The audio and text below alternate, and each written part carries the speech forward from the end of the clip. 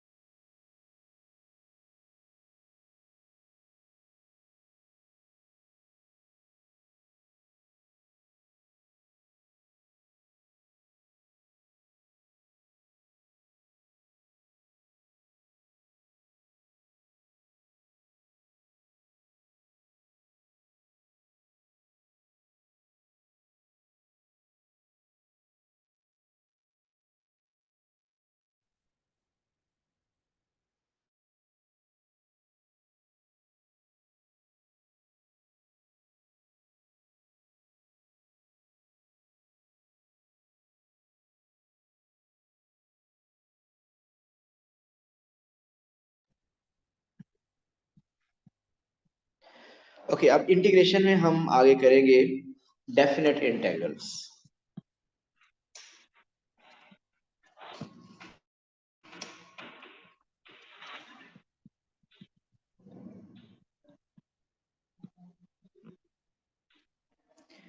इसका मतलब अभी तक हम जितने भी इंटीग्रल कर रहे थे देवर इनडेफिनेट इंटीग्रल्स। सो डेफिनेट इंटीग्रल्स कौन से होंगे? अगर आप उसको देखेंगे तो आप वो इंटीग्रल जिसमें लिमिट्स होंगी, एक लोअर लिमिट होगी और एक अपर लिमिट होगी, उनको हम डेफिनेट इंटीग्रल कहते हैं। मीन नॉर्मली होता है integration of some function. What is the integration of f prime x? F of x, ये एक इनडेफिनेट इंटीग्रल है, लेकिन इसी इंटीग्रल पे अगर मैं लिमिट्स अप्लाई कर, लिमिट्स मीन यहाँ पे जो लिमिट होगी, this is called lower limit a and the upper limit is b। सो जब किसी भी इंटेग्रल में लिमिट्स इन्वॉल्व हो जाती हैं, ऐसे इंटेग्रल को हम कहते हैं डेफिनेट इंटेग्रल। सो इसका मतलब इससे पहले कहीं लिमिट्स नहीं थी, जितने भी हमने इंटेग्रल्स पढ़े they were indefinite integrals. So now we are going to study definite integrals. Integrals में क्या चेंज आएगा? एक तो ये बात कि जो इंटीग्रेशन का मेथड है वही रहेगा, इसमें इंटीग्रेट जिस तरह आप पहले करते थे उस तरह करेंगे। एफ प्राइम एक्स की इंटीग्रेशन क्या होती है? F of x. लेकिन इंटीग्रेट करने के बाद आपने लिमिट्स पुट करनी है। लिमिट्स पुट करनी है का क्या मतलब है? पहले पुट करेंगे upper limit b minus lower limit mean a। Mean F prime x को इंटीग्रेट किया, क्या आ गया? F of x. इसमें पहले एफ ऑफ एक्स में अगर b पहले पुट करें तो वो क्या बन जाएगा? F of b then minus, और उसी एफ ऑफ एक्स में फिर a पुट करें mean it will become f of a। So definite integral f prime of x limits a to b is equal to f of b minus f of a। Mean जब भी definite integral आएगा इसको normal base से integrate करेंगे आप, और integrate करने के बाद लिमिट्स पुट करनी है। पहले पुट करनी है upper limit minus, then put करनी है लोअर लिमिट। इसकी कुछ एग्जांपल देखते हैं। Suppose you want to integrate 3x square minus 8x plus 5 dx and the limit is 1 2 3। Lower limit is 1 and upper limit is 3। सुनिएगा जरा, देखिएगा। पहले सबसे पहले आप क्या करें, इसको इंटीग्रेट कीजिए। What's the integration of 3x square? It's 3x cube by 3 mean it's simply x cube. What's the integration of minus 8x? It's minus 8x square by 2 mean minus 4x square. What's the integration of 5? It's 5x plus c। अभी मैं नहीं डालूंगा, मैं थोड़ी देर में इसकी अब reason बताऊंगा कि अब c नहीं डालना। लेकिन इधर देखिए, मुझे बताइए, अभी लिखे नहीं, इंटीग्रेट हम कर चुके हैं ना। सो इसका मतलब ये इंटीग्रेशन का सिंबल तो रिमूव हो जाएगा, खत्म हो जाएगा, अब ये इंटीग्रल नहीं आना चाहिए। क्या लिमिट्स भी हम यूज कर चुके हैं? लिमिट्स भी यूज नहीं की। सो अब आप शो करें कि आपने सिर्फ इंटीग्रेट किया, लिमिट्स से चूज पुट की। सो उसके लिए नॉर्मली ऐसे लिखा जाता है 1 3। मीन इंटीग्रल का साइन हम नहीं लिख सकते क्योंकि इंटीग्रेट तो हम कर चुके हैं। तो ये इस तरह बार्स आप लिखते हैं और एंड पे लिखते हैं 1 3। मीन अभी आपने लिमिट्स पुट नहीं की, अब आप नेक्स्ट स्टेप में क्या करेंगे? ये लिमिट्स पुट करेंगे। सो फर्स्ट स्टेप में आपने सिंपली क्या किया, उसको इंटीग्रेट किया, इंटीग्रल साइन रिमूव हो गया। प्लस सी नहीं लिखा मैंने, उसकी रीजन थोड़ी देर में बताता हूँ। अब लिमिट्स क्या है? 1 3। अब आप लिमिट पुट कीजिए। लिमिट कैसे पुट करेंगे? फर्स्ट पुट अपर limit minus lower limit. Mean जहां भी एक्स है वहां पे आप 3 पुट कर दीजिए। सो 3 cube minus 4 3 square plus 5 into 3। So this is upper limit minus lower limit। Mean आप x में 1 पुट कर दीजिए। 1 cube minus 4 into 1 square plus 5 into 1। So upper limit minus lower limit। So we will get एक numerical answer आ जाएगा। 3 cube is 27,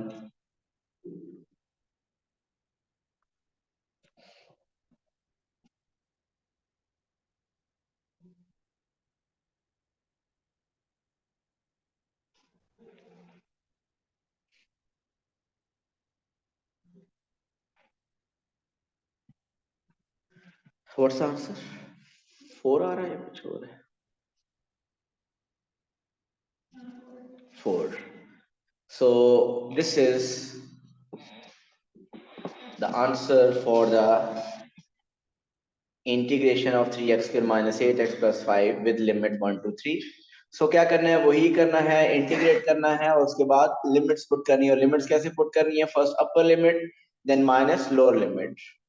अच्छा अब आप बताइए यहाँ पे c क्यों नहीं लिखना? क्या लगता है आपको?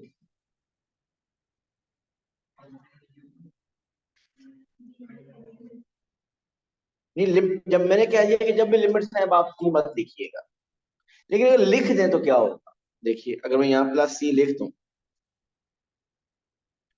तो जब अपर लिमिट पुट करेंगे यहाँ पे प्लस सी आएगा, माइनस लोअर लिमिट में भी यहाँ प्लस सी आएगा, ये प्लस सी माइनस सी, ये प्लस सी माइनस सी और इस माइनस की वजह से वो कैंसिल ही हो जाएगा, ऐसा है ना। सो जब आपके पास डेफिनेट इंटेग्रल हो, there is no need to write C. जब आपके पास लिमिट्स आ जाएंगी, अब हम सी नहीं लिखा करेंगे। जी got it. Sir next is जी। सर सी लिखते क्यों होते थे? आपने लास्ट क्लासेस ली हैं, जी सर। तो उसमें हर क्वेश्चन में हम सी लिखते थे, क्योंकि मैंने ये बात बताई थी कि जब आप डिफरेंशिएशन का रिवर्स प्रोसेस इंटीग्रेशन होता है, अगर आप, मैं प्रीवियस देख लूं कहीं पे एक्सप्लेन किया था ये मैंने,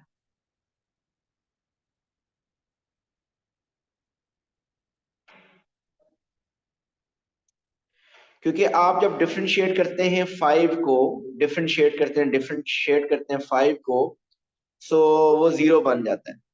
सो आप जीरो की कहीं पे इंटीग्रेशन हुई तो वो आप क्या लिखेंगे, जीरो की इंटीग्रेशन फाइव तो नहीं लिख सकते, आपको तो नहीं पता कि वो कांस्टेंट फाइव है, तो आप सिंपली सी लिख देते हैं कि वो कोई भी एक कांस्टेंट हो सकता है। ठीक है सर। ये देखिए, ये एग्जांपल मैंने आपको बताई थी कि इंटी आपने पहले डिफरेंशिएट किया 3x³ माइनस 7x+5 को, वो आ गया 6x-7। फिर यहाँ हमने 6x-7 को जब इंटीग्रेट किया, तो पता चला कि 6x की इंटीग्रेशन 6x² बाई 2 मतलब 3x², -7 की इंटीग्रेशन -7x। सो हमारे पास ये आंसर आ रहा था 3x² -7x। लेकिन हमें पता है कि 5 भी आना चाहिए था, लेकिन वो 5 इसलिए शो नहीं हो रहा क्योंकि आपको पता है कि 5 एक कांस्टेंट था, उस कांस्टेंट की डिफरेंशिएशन जीरो जीरो थी। अब यहाँ पे इसका मतलब जब ये रिवर्स करेंगे, इसका मतलब कोई ना कोई कांस्टेंट तो हो सकता है वहां पे हो। सो हम वो हमेशा सी लिखेंगे, देयर इज सम कांस्टेंट, और अगर वो कांस्टेंट ना हुआ तो वो कांस्टेंट जीरो आ जाएगा। ठीक है sir, thank you.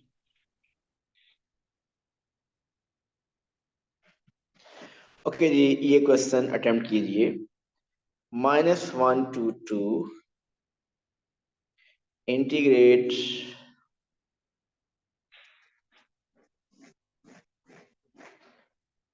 x³ -4dx, evaluate the integral।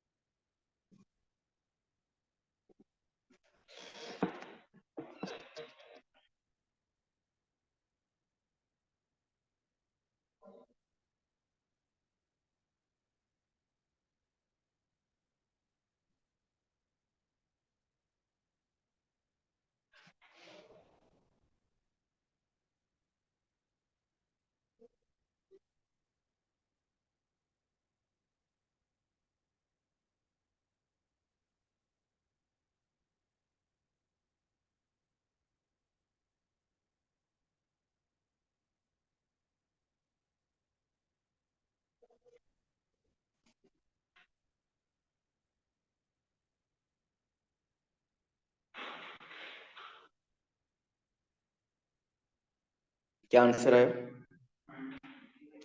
Minus,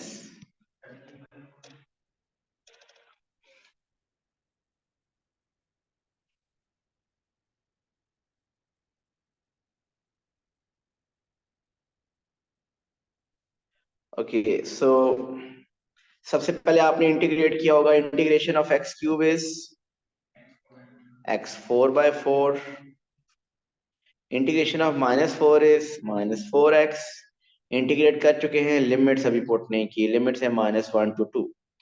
सब पुट करें, upper limit 2 power 4 over 4 minus 4 into 2, so this is upper limit, minus lower limit -1 raised to power 4 over 4 minus 4 into -1। सो इसको simplify करेंगे, आपके पास answer आ जाएगा। What's the answer?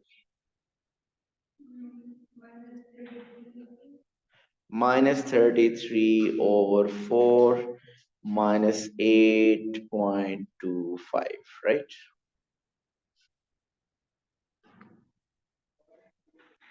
One more question.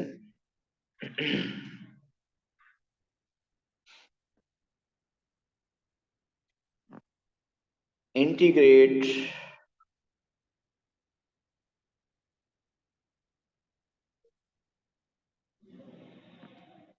3x plus 1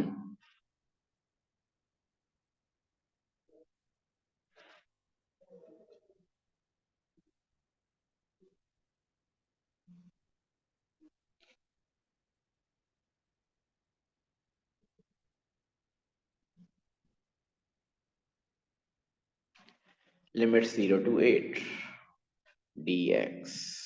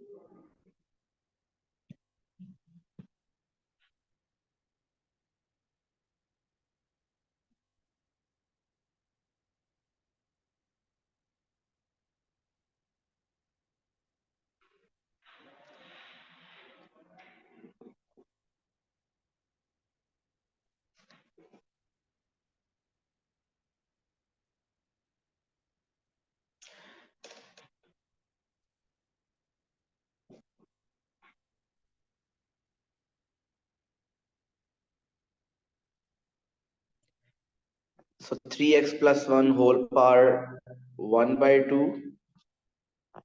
को integrate करना है 0 to 8। So first the integration is 3x plus 1, power 1 by 2 में 1 add किया तो 3 by 2, डिनोमिनेटर में भी 3 by 2 जिसका 3 हम लिखेंगे 2 न्यूमरेटर में, एंड इनर का डेरिवेटिव भी उम्मीद है आपने डिवाइड किया होगा, प्लस c नहीं आएगा, and the limit is 0 to 8। सो इसको पहले सिंप्लीफाई फर्दर कर लेते हैं। This is 2 under root, okay, 2 3x plus 1 power 3 by 2 over 9। So limits put कीजिए, पहले upper limit then lower limit. जब अपर लिमिट पुट करेंगे 2 8 सीधा 24 plus 1 25 पावर 3 by 2, ये अपर लिमिट पुट करने से, माइनस लोअर लिमिट पुट करें 0, so 2 into 0 plus 1 1 1 power 3 by 2 is 1, so 2 by 9।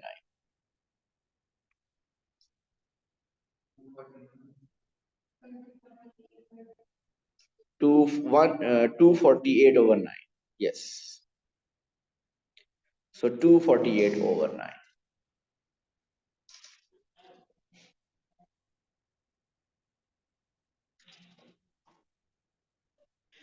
Okay ये तो फिर डेफिनेट इंटीग्रल, मेरा ख्याल है इसमें कोई मुश्किल बात नहीं है, वही इंटीग्रेशन है, पहले सिर्फ लिमिट्स ऐड हो गई। बट द क्वेश्चन इज ये जो इससे पहले इनडेफिनिट इंटीग्रल थे उनका answer in terms of variable ही आता था, इन टर्म्स ऑफ एक्स। लेकिन डेफिनेट इंटीग्रल का आंसर तो एक कांस्टेंट नंबर आ रहा है। मीन फर्स्ट में 4 आंसर आया, जो फर्स्ट एग्जांपल की उसका आंसर 4 आया। सेकंड जो आंसर आया -8.25। थर्ड जो भी आंसर आया वो 248.248/9, एक न्यूमेरिकल आंसर आ रहा है। अब ये आंसर क्या रिप्रेजेंट करता है? ये आंसर रिप्रेजेंट करता है एरिया को। अब आपके पास एक्चुअल एप्लीकेशन आ रही है इंटीग्रेशन।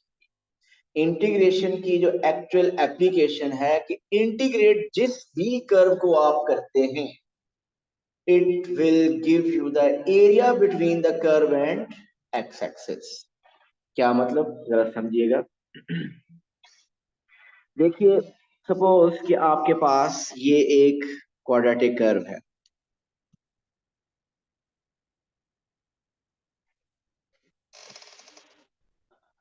आपको अभी मैंने ये बताया कि integration gives you the area between the curve and x axis. इसका मतलब कि अगर मैं कर्व को इंटीग्रेट करूंगा तो वो एरिया आएगा between the curve and x axis. यहाँ पे कौन सा एरिया है जो between the curve and x axis? अगर मैं वो लेबल करूं तो आप देखेंगे कि this is the area between the curve and x axis. ये सारा area. Is this the area between the curve and x axis? Right. लेकिन ये तो बहुत ज्यादा है। मैंने तो थोड़ा सा भी किया, अगर देखा है तो ये कर्व आगे एक्सटेंड करते जाएंगे, इधर इधर फर्दर ये एरिया इस तरफ जाता जाएगा। और सो ये इंटीग्रेशन के थ्रू जो एरिया आता है ये तो कंफर्म है, area between the curve and x axis है। लेकिन कौन सा एरिया? ये तो इन्फिनिट एरिया है। Area between the curve and x axis तो इन्फिनिट आ रहा है। सो हमारे पास ये जो आंसर्स आ रहे थे पीछे, अभी 4 आया, 3, 28, 7/9, जो आंसर आ रहे हैं वो तो डेफिनेट से आंसर आ रहे हैं। वो कौन से आंसर है? वो बेसिकली जब आप कर्व को इंटीग्रेट करते हैं विद अ सर्टेन लिमिट। जिस तरह अगर मैं इस कर्व को इंटीग्रेट करूं एक सर्टेन लिमिट के साथ, और वो लिमिट्स हो सपोज 0 to 3। 0 to 3 का मतलब ये कि x इज इक्वल टू 0 से लेकर x is equal to 3। This is x is equal to 0, this is 1, this is 2, this is 3। So x is equal to 0 ये लाइन है, और x इज इक्वल टू 3 ये लाइन है। सो अगर आप इस कर्व को इंटीग्रेट करेंगे with the limit 0 to 3, it will give you the area between the curve and x-axis and also between the limit 0 and 3। so इसका मतलब उस केस में आपके पास ये एरिया आ जाएगा। You will get this area। अब मुझे ये बताइए कि क्या ये एरिया आपने इससे पहले ओ लेवल में किसी मेथड से क्या ये एरिया कर सकते हैं? कि ये मेथड ऐसा आपको आता है जिससे आप ये एरिया कर सकें? The answer is no. ये कोई, ये ट्रेपीजियम भी नहीं है, ये ट्रायंगल भी नहीं है। सो ये आप सिर्फ इंटीग्रेशन के थ्रू ही कर सकते हैं। So if you want to find the area between a specific curve and x axis, तो उस कर्व को इंटीग्रेट करना है। ये इंटीग्रेट किसको करना है? उस कर्व को इंटीग्रेट करना है। So you will get the area between the curve and the x axis.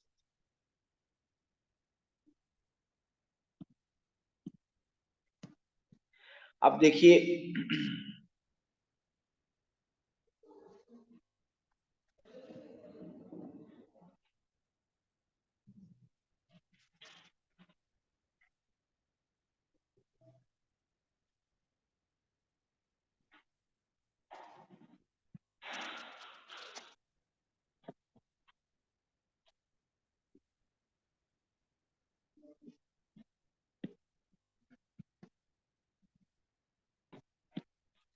Okay जी, एक ही क्वेश्चन लेते हैं। एक क्वेश्चन है, कर्व की इक्वेशन गिवन है y is equal to x square -4x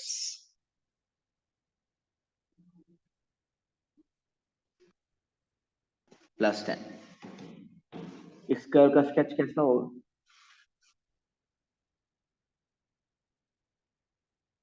हमें एक्यूरेट नहीं पता, लेकिन मैं थोड़ा सा आपको स्केच करके बता देता हूँ। सपोज करता हूँ कि इसी का कर्व की, इस कर्व का ये ग्राफ है। सो इस इक्वेशन का ये ग्राफ, इसके वर्टेक्स के कोऑर्डिनेट ये है आपके पास 2, और वो जो भी है।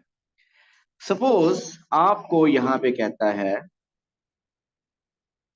this is 0 and this is 2. If the question is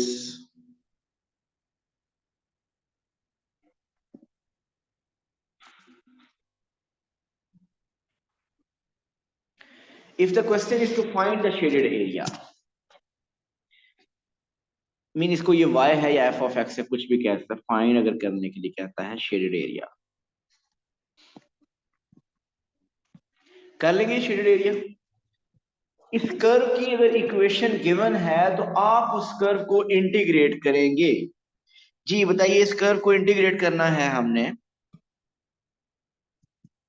सो इसका मतलब हमें इंटीग्रेट करना है x² - 4x + 10।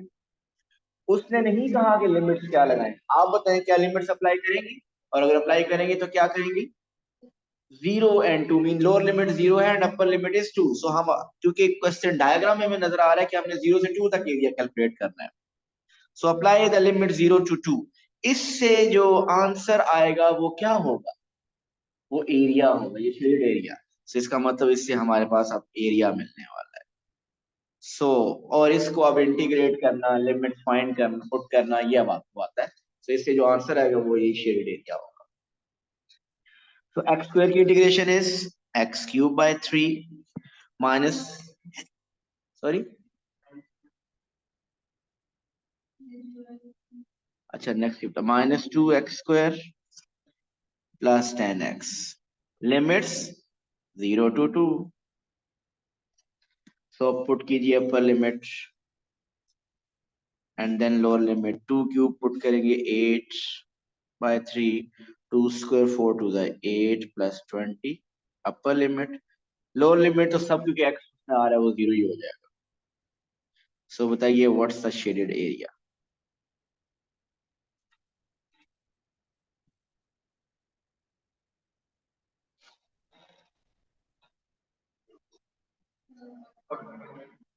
फोर्टी 44/3। तो इसका एरिया जो भी यूनिट हुई, यूनिट स्क्वायर, सेंटीमीटर अगर कहीं पे कुछ दिया हुआ है या जो भी है उसका यूनिट स्क्वायर।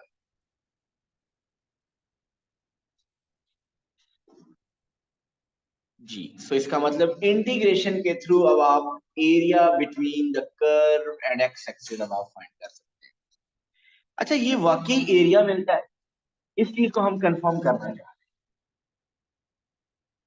इस चीज को हम एक एग्जांपल से कंफर्म करेंगे। मीन कोई ऐसा एरिया, कोई ऐसी शेप लेते हैं जिसका एरिया विदाउट इंटीग्रेशन भी हम कर सकते हैं। ओके, ऐसी शेप क्या है?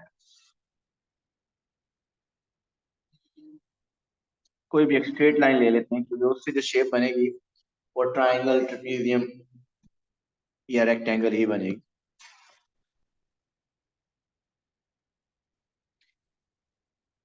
ये एक स्ट्रेट लाइन है, इसकी इक्वेशन है y = 2x + 1। ठीक हो गया। सपोज करता हूं कि मैं आपसे कहता हूं कि आप इसको इंटीग्रेट कीजिए -1 से लेकर 3 तक विदाउट यूजिंग इंटीग्रेशन। बताइए इस रेक्टेंगल का एरिया, सॉरी रेक्टेंगल नहीं, ये ट्राइंगल बन रही है, विदाउट यूजिंग इंटीग्रेशन इसका एरिया बताइए क्या होगा? कर लेंगे ना इसका एरिया, ट्राई करें।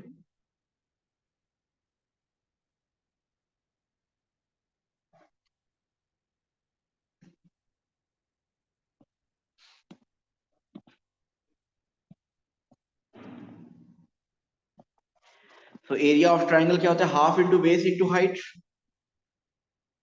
इसकी बेस बताइए कितनी है? -1 से 3, 4 इसकी बेस हुई। हाइट कैसे फाइंड करेंगे आप? हाइट मीन यहाँ पे ये लेंथ फाइंड करनी है ना। सो उस लाइन की इक्वेशन में x is equal to 3 put करें, y आ जाएगा, वो y उसकी हाइट होगी। अगर x 3 पुट करें, 3 टू द 6 प्लस 1 7, सो इसका मतलब ये जो पॉइंट है उसका x कोऑर्डिनेट 3 है और y कोऑर्डिनेट 7। अब y कोऑर्डिनेट 7 है, what is the height? Height is 7। So height है इसकी 7। सो एरिया क्या हुआ? 7 4 28 ओवर 2 14। सो ये एरिया आपने 14 फाइंड कर लिया, लेकिन ये एक ऐसी शेप थी जिसका एरिया आपने नॉर्मली आपको पहले ही आता है, कोई मसला यहाँ पे? अब इसी का मैं एरिया विद इंटीग्रेशन करने लगा। अगर मुझे इसका एरिया थ्रू इंटीग्रेशन करना है, जस्ट टू चेक कि वाकया ही कि इंटीग्रेशन से हमें एरिया ही मिल रहा है, सो हम क्या करेंगे, ये जो ग्राफ है उसको इंटीग्रेट करेंगे। ग्राफ की इक्वेशन क्या है? 2x plus 1। उसको इंटीग्रेट करेंगे and what should be the limits? -1 से 3। सो आप देखिए क्या इंटीग्रेशन से भी वही एरिया आता है। सो 2x प्लस 1 की integration is 2x square by 2 mean x square. 1 की integration is x, limits -1 to 3। upper limit first, 3 square plus 3 minus lower limit -1 square plus -1। क्या आ रहा है? 3 square 9, 9 plus 3 12,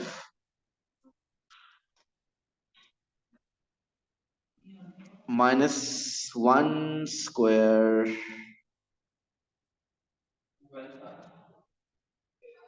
3 square 9, 9 plus 3 12, 6 plus 1 7।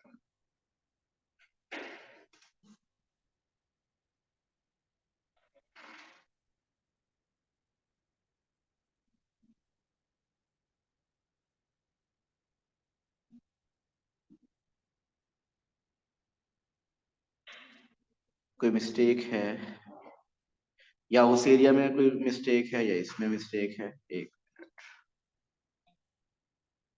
उसकी base थी 4, graph था y is equal to x plus 1, 3 to the 6 plus minus upper limit minus lower limit। upper limit थी 3 square is 9, 9 plus 3 is 12, minus lower limit is -1 square is positive 1, 1 minus 1 0, तो ये तो 12 आ रहा है। इसका मतलब उधर कुछ गड़बड़ है। Half into base into height area किया, हाइट 3 to the 6 प्लस 1 7, वो भी ठीक है।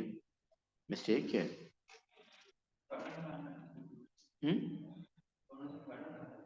वही ना, डिफरेंट आ रहा है ना 12 और 14। ऐसा होना नहीं चाहिए, कोई हमने मिस्टेक की है। ओ यस, मैंने डायग्राम गलत बनाई है। मैंने डायग्राम ऐसी लगा ली, लेकिन वो इसका y इंटरसेप्ट -1 है ही नहीं, जो मैंने -1 शो किया। इसका y इंटरसेप्ट क्या बनता है? y intercept, sorry y intercept नहीं, x इंटरसेप्ट। मैंने ये x इंटरसेप्ट गलत लेबल किया हुआ है। x इंटरसेप्ट बताइए क्या होता है इसका, होगा इसका। सॉरी, सारी डायग्राम सारा प्लान गलत हो गया। x इंटरसेप्ट इसका बताइए क्या होता है? फाइंड y 0 पुट करें, -1/2 -0.5। अगर आप y में 0 पुट करें तो ये -1 नहीं है, ये मैंने पॉइंट गलत लेबल किया, दिस इज -0.5। ऐसे ही है ना? अब बताइए वो half into base into height से बेस क्या बनेगी? बेस बनेगी 3.5। सो अब इसकी कैलकुलेशन करें, क्या आ रहा है? 3.5 जबकि, सो उससे एरिया बताइए क्या आ रहा है? कैलकुलेशन से करें 12.25, सो ये आ गया 12.25। सो इसका मतलब इधर भी हमें लिमिट्स अब क्या लेनी चाहिए? -0.5 से 3 तक, -0.5 से 3 तक। सो लिमिट्स हैं -0.5, -0.5 -0.5 -0.5, सो ये आपके पास आ जाएगा +0.25 विच इज 12.25। सो आंसर दोनों से सेम आता है। इसी को इंशाल्लाह हम कल एक्सटेंड करेंगे, इसकी डिटेल फर्दर देखेंगे। Thank you so much, Allah Hafiz.